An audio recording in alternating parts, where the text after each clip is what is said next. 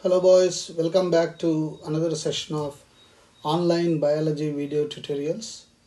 And this session is meant for class 11th biology students. And this is for 29th July 2021. As all of us know, we have been discussing, deliberating upon chapter number 4, Animal Kingdom. And with that, we were talking about phylum Annelida. And now we move on with another important phylum, which is the perhaps largest phylum in the animal kingdom, Arthropoda. Poda means leg, arthros means joint. So it is joint-legged animals. So you must remember this as Arthropoda is joint-legged animals. And as I said, this is the largest phylum that includes over 2/3 of all the named species.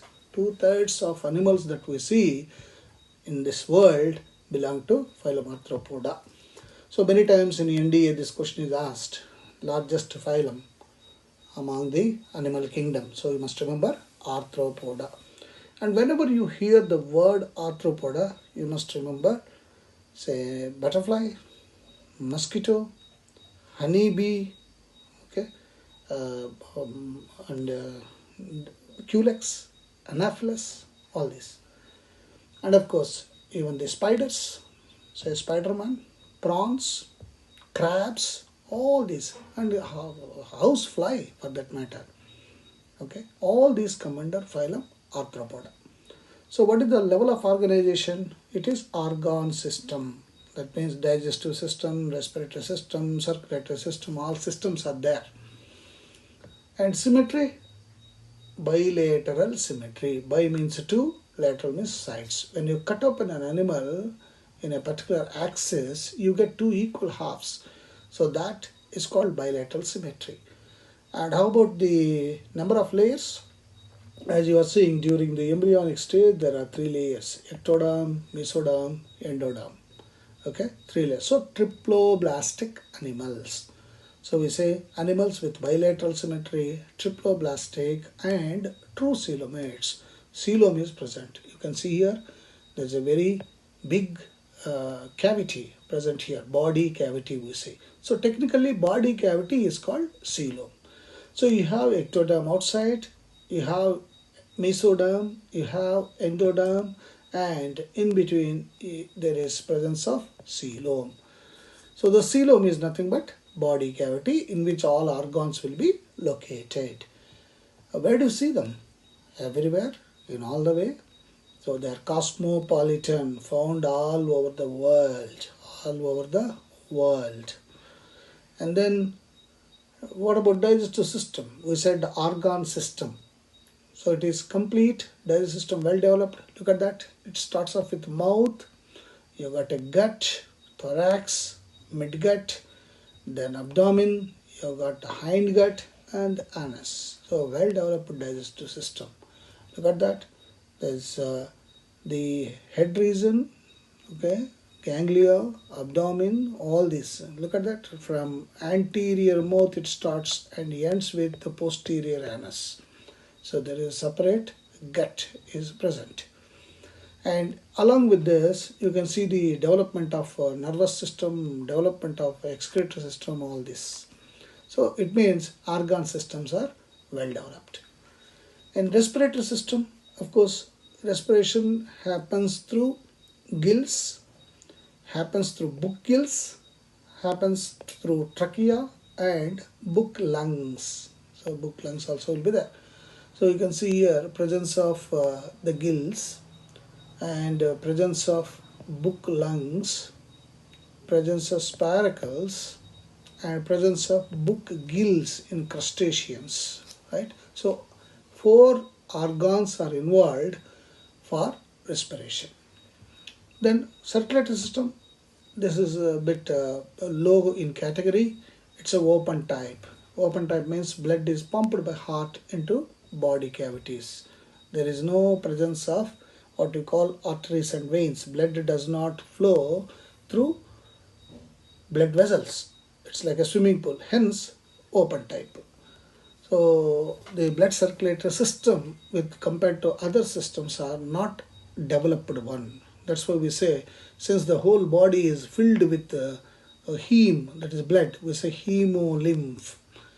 You can see the presence of heart, chambers of heart, many hearts are there.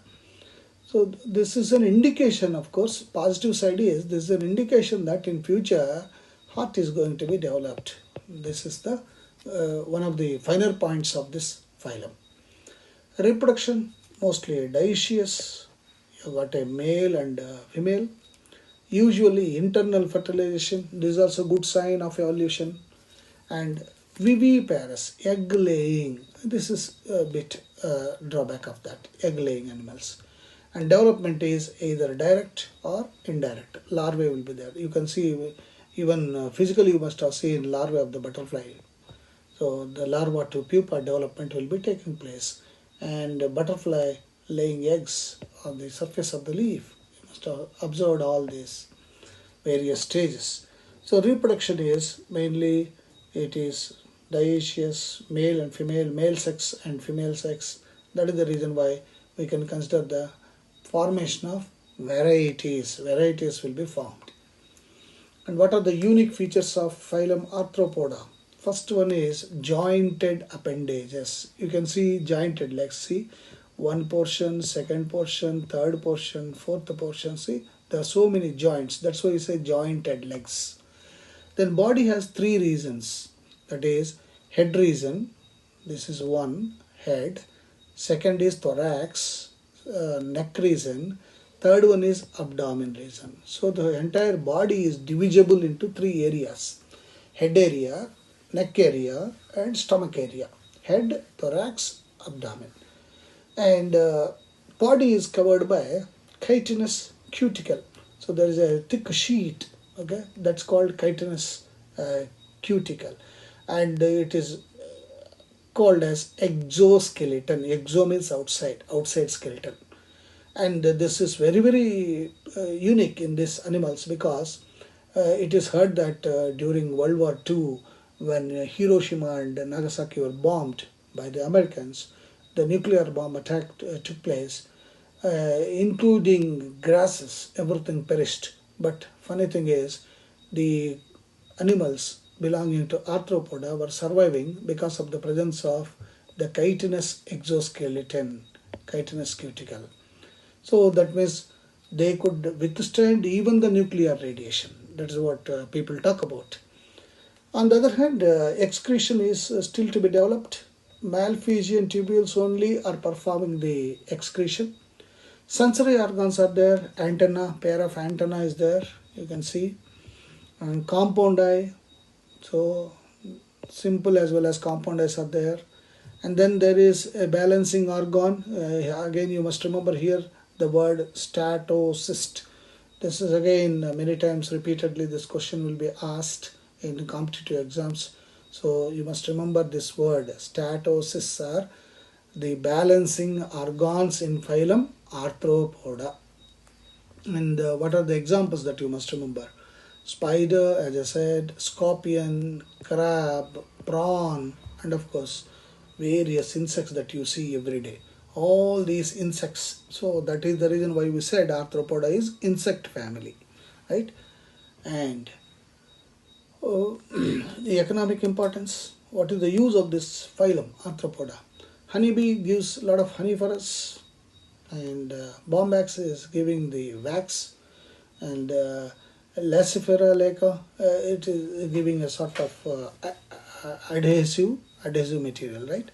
And there are vectors which are dangerous, of course.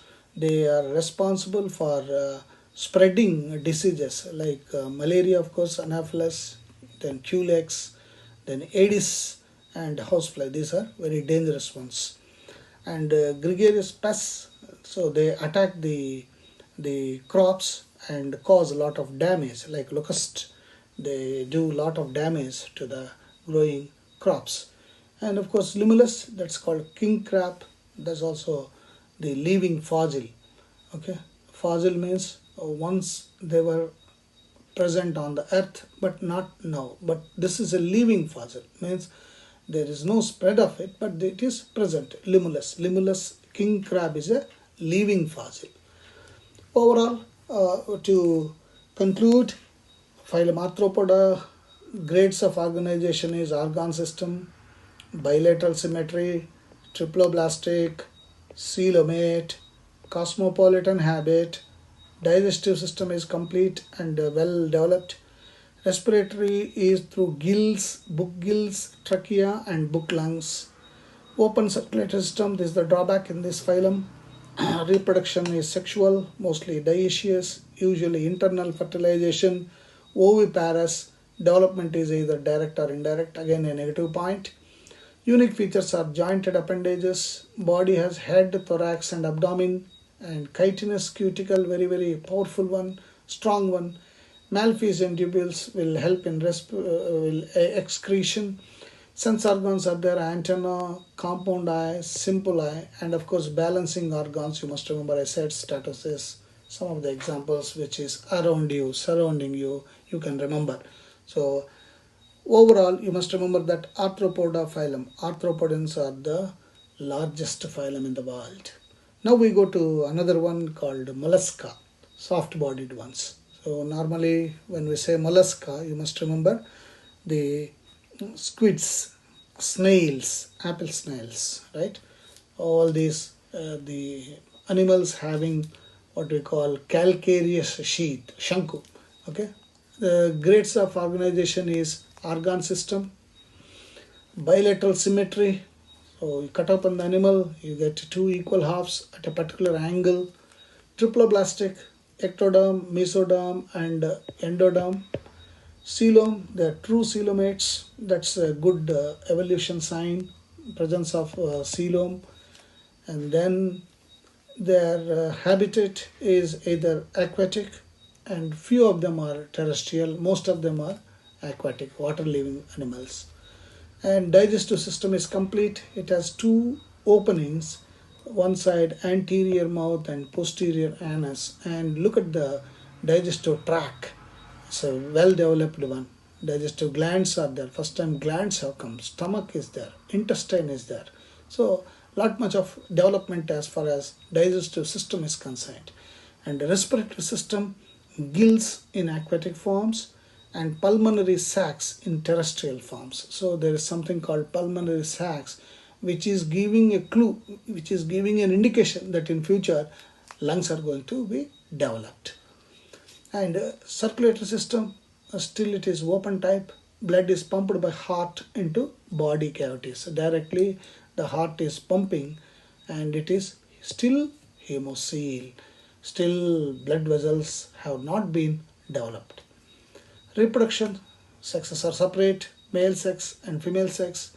Egg-laying animals, oviparous, and development is still direct or indirect. So we can see the garden snail laying eggs, and the larva, mollusca larva is there, trochophora larva. Again, you must remember the name of this. Sometimes in competitive exams he will ask you.